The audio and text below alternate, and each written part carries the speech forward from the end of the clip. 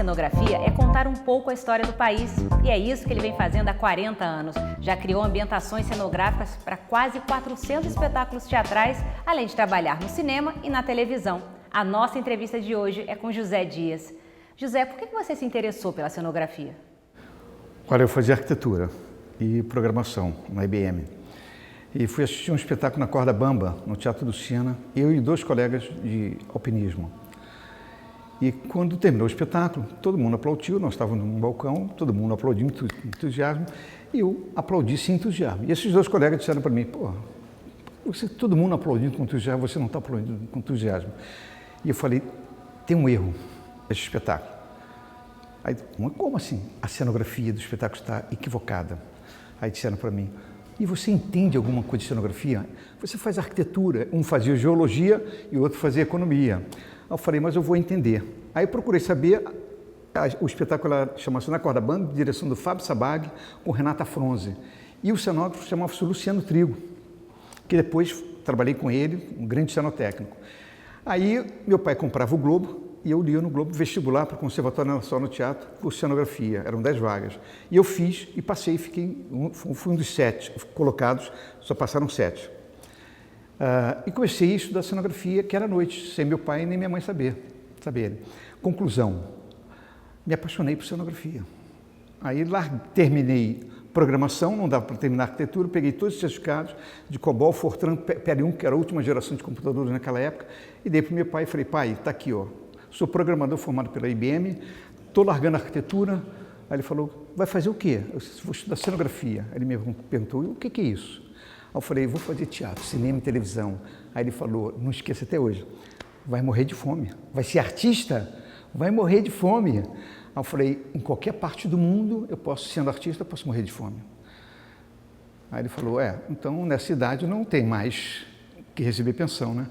Aí eu fui, aluguei um apartamento, que era um conjugado, que minha mãe me ajudava, eu era filho caçula, né? E fui embora.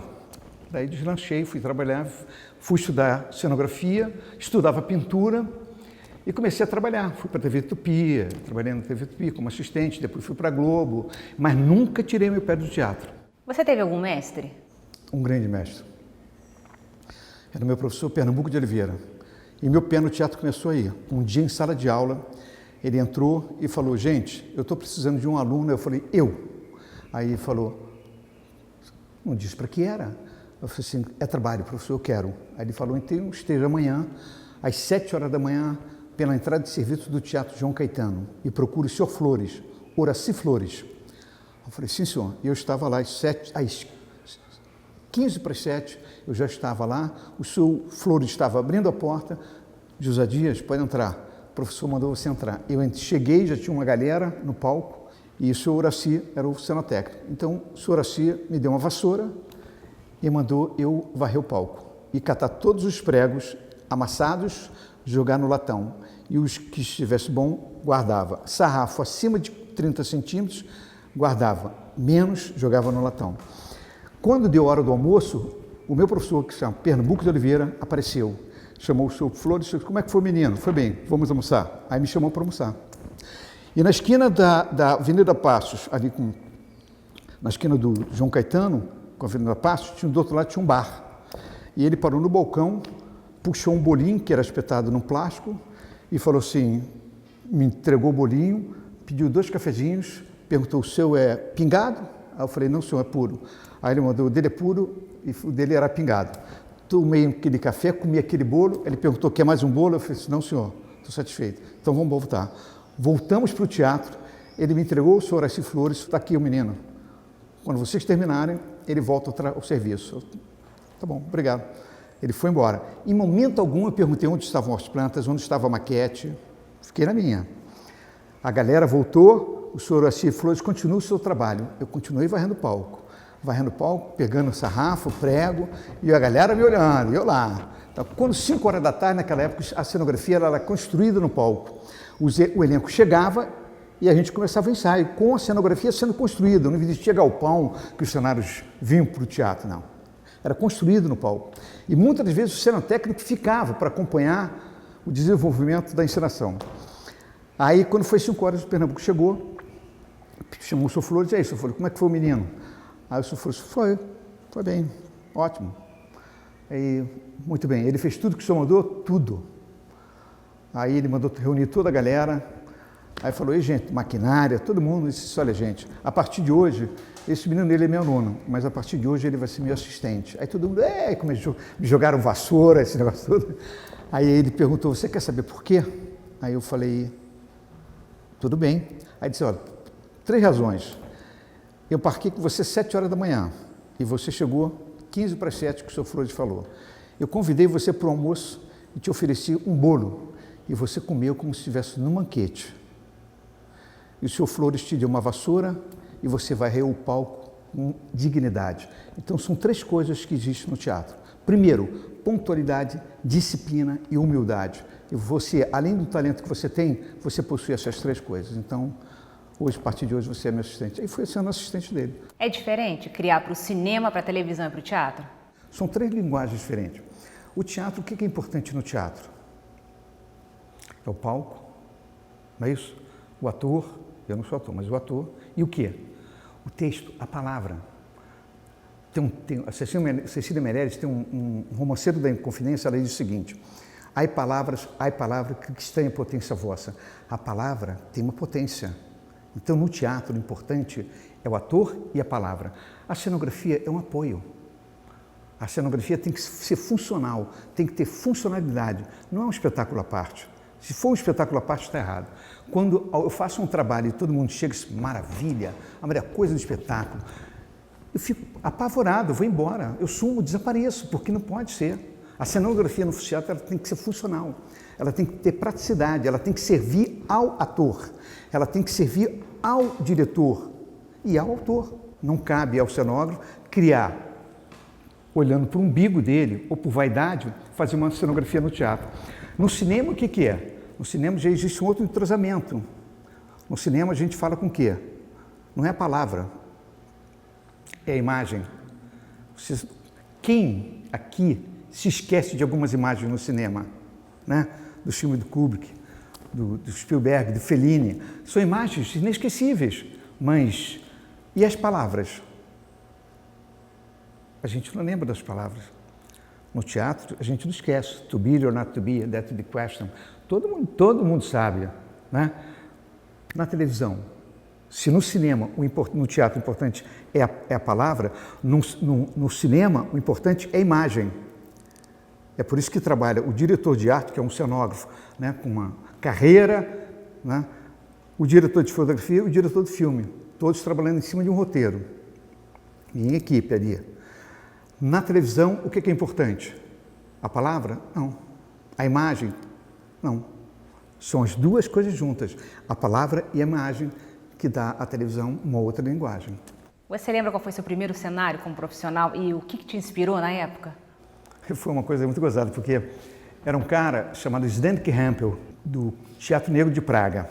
Ele tinha vindo no Teatro Negro de Praga, se apresentou no Teatro João Caetano, eu assistia até esse espetáculo, e naquela época todos os atores do Teatro de Praga, eles não podiam, era passar por exame médico todo dia, não podiam, eles eram como presos políticos, eles não tinham liberdade alguma. E esse cara se escondeu num apartamento no Rio, sumiu e ficou no Brasil, Zdeněk Hempel, e virou diretor. E me chamou para fazer uma cenografia. E eu criei tinha uma cena que era uma tempestade, uma cascata, né, que tinha muita água. Foi no Teatro da Galeria, que nem existe mais hoje. Hoje é uma academia de ginástica. E eu criei uma cascata. Aí ele falou, e você, como é que você vai resolver isso?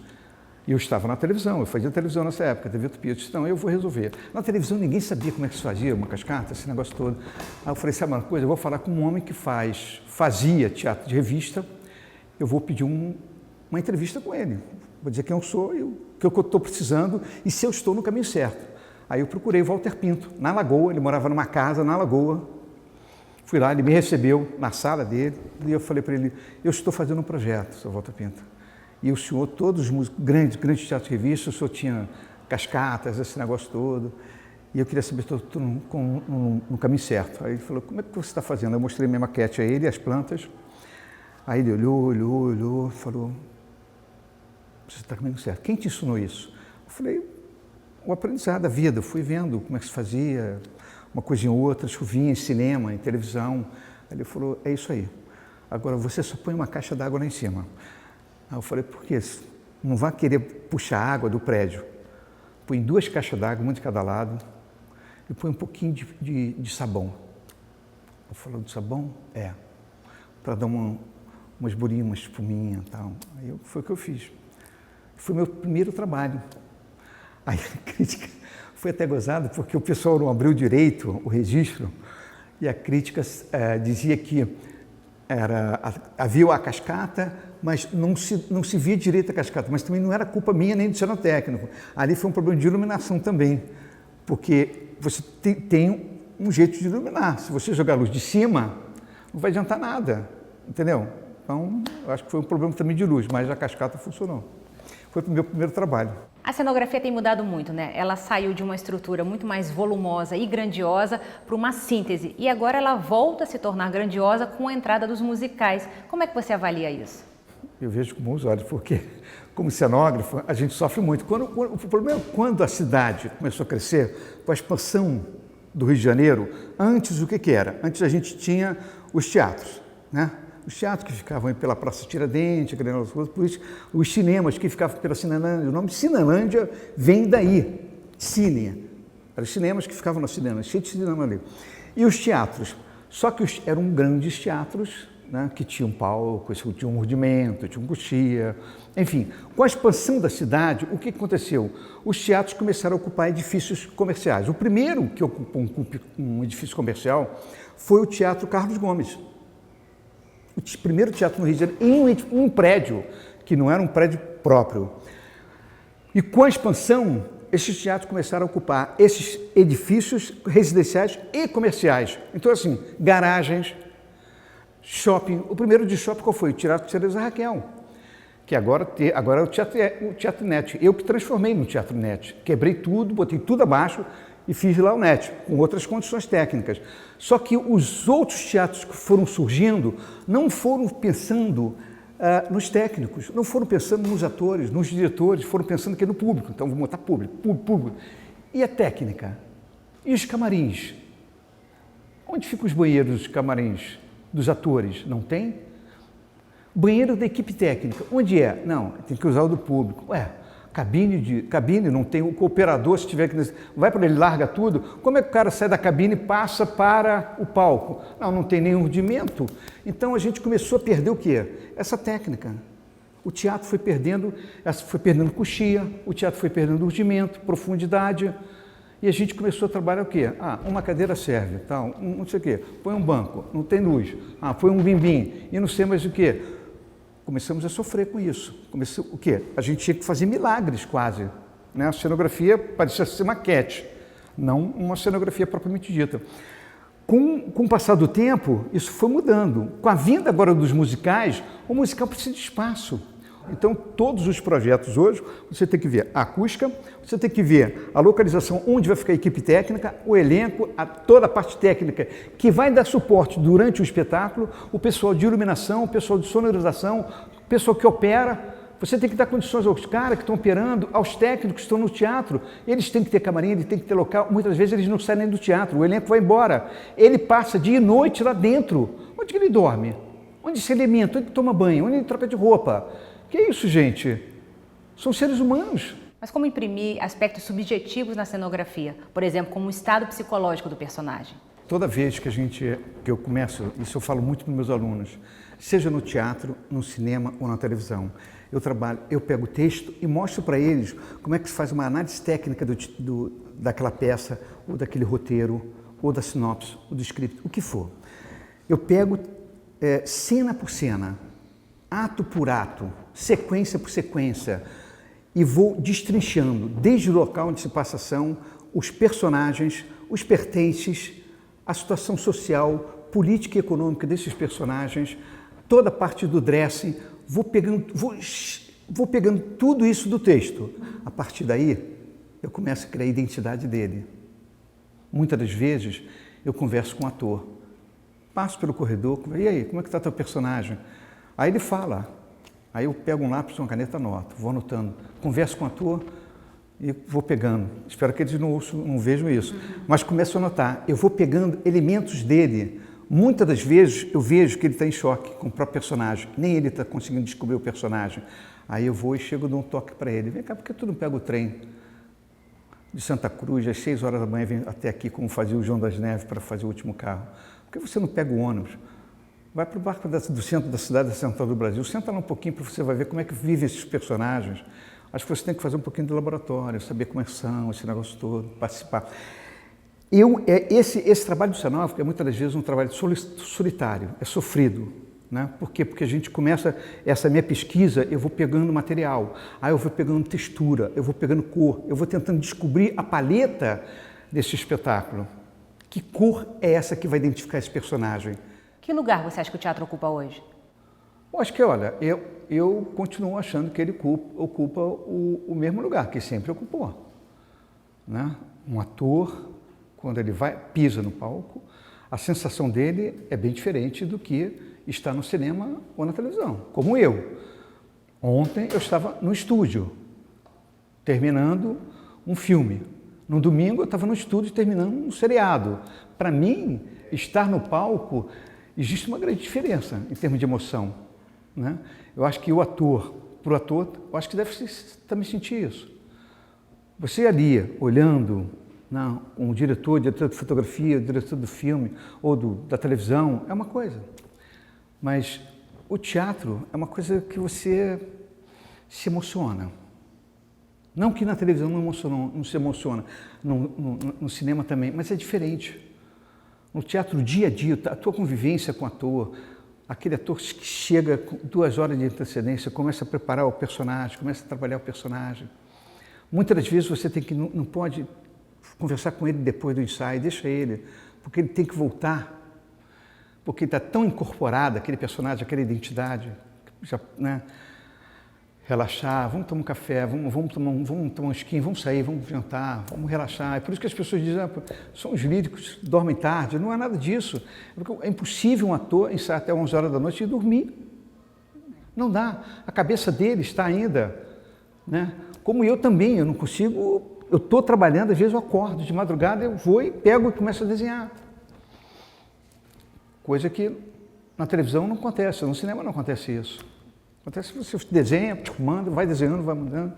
A televisão virou uma indústria. Né? O cinema não, já tem uma coisa mais elaborada. Hoje a cenografia está para além do teatro, né? Ela está em desfiles, em exposições, em intervenções. Como é que você vê isso? A cenografia é o que eu digo, são 3 linguagens diferentes, o teatro, o cinema e a televisão. Mas existe tanta coisa, né? Você pode fazer o que mais? Publicidade, é tanta coisa que a gente pode fazer. Agora, só não pode me confundir como decorador, não sou decorador, não sou vitrinista, não tem nada a ver. Isso é outra profissão, outro segmento da arquitetura, não tem nada a ver. Mas onde você se realiza mais como cenógrafo? É no teatro. Obrigada, José Dias, foi um prazer. Prazer é todo meu. Obrigado a vocês.